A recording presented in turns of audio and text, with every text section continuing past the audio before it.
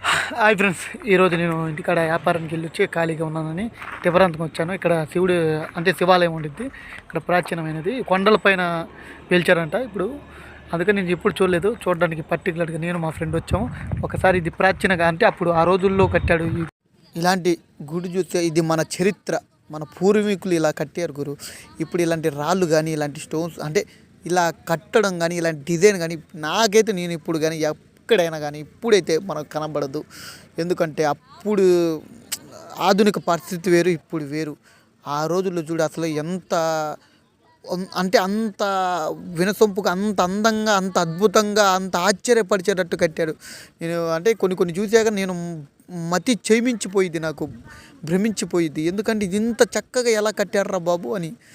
అసలు నేను కూర్చున్నా కదా, నాకు కొన్ని కొన్నిసార్లు నేను ఈ అదే ప్లేస్లో ఎంతమంది కూర్చున్నారో ఇప్పుడు ఆ గుళ్ళో